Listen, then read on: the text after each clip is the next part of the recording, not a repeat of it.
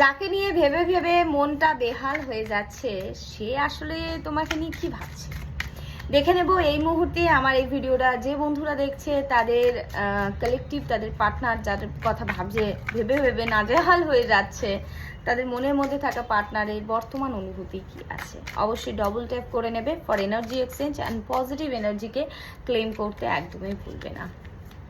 দেখে নেব, please universe guide me.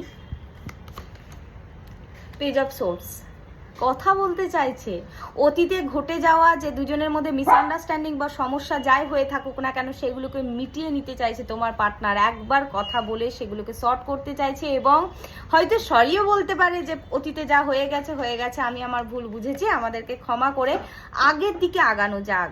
সেই মানুষটা কিন্তু কোথাও না কোথাও মানে অতীতটাকে ছেড়ে দিয়ে অতীতে যা হয়েছে সেইগুলোকে ভেঙে চুরে ফেলে মান অভিমান সব কিছুকে একবারে নষ্ট করে তোমার সাথেই আগের দিকে আগাতে চাইছে, আর পিছন ফিরে তাকাতেই চাইছে না। এবং লাস্টলি দেখে নেব the justice card. Extra marital affairs তো প্রচুর মানুষের মধ্যেই দেখতে পাচ্ছি, থার্ড পার্টি সিচুয়েশন আছে, বাট সে তোমার সাথে জাস্টিস করতে চায়। সে কোনোভাবেই তোমাকে ঠকাতে বা কোনোভাবেই তোমার সাথে কোনো খারাপ কিছু কিন্তু সে করতে চায় না। দ্য লাভার্স কার্ড ভীষণ ভীষণভাবে ফিজিক্যাল অ্যাট্রাকশন, এক ডিপ কানেকশন দেখাচ্ছে এবং দুজনের মধ্যে একটা ডিপ লাভ দেখাচ্ছে। অনেকেই কিন্তু স্ট্রং কার্মিক রিলেশনশিপের মধ্যেও আছো বন্ধুরা, তার ইন্ডিকেশন